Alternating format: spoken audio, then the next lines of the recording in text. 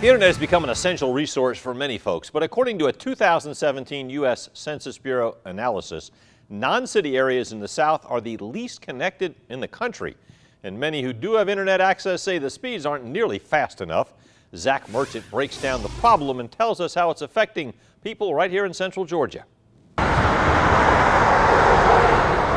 It's got a Walgreens and an Ace, a McDonald's and a Starbucks. Great Georgia sits less than 15 miles from Macon, but for some, it sometimes feels like it's way out in the country. The first 3 months I was working here, I wasn't getting anything done. Robin Brenneman works from home full-time as an HR recruiter, and even though she says she pays for broadband DSL from Windstream, her internet was holding her back. Do you remember dial-up?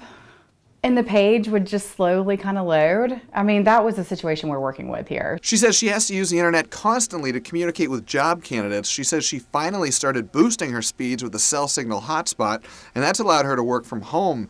But she says she's hardly the only person in her neighborhood that struggled with internet speed. We could go on for days to just list the families and frustrations and, all that. Her husband Paul is the Homeowners Association president and says the neighborhood got a speed boost about a year ago, but he says the speeds in his house didn't increase all that much. When you're kind of at the end of the line, you do kind of get probably the slower speeds.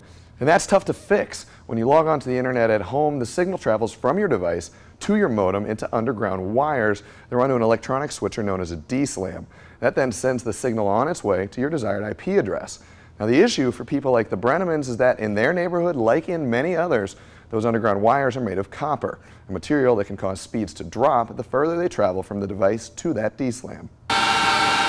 They can be upgraded to fiber optic, which is not distance sensitive, but Jay Berkshire, Windstream's Georgia president of operations, says upgrading those lines can be expensive. So if we have to go back in there and reinforce something or change that from a copper to an optical footprint, it's much more costly. And he says those costs are tougher for the company to absorb where customers live far apart.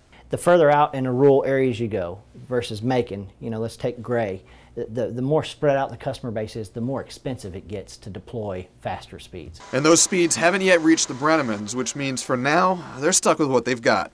In Gray, Zach Merchant, 13 WMAZ, Eyewitness News. A bill aimed at expanding broadband access was proposed at the state capitol, and both the House and Senate passed it.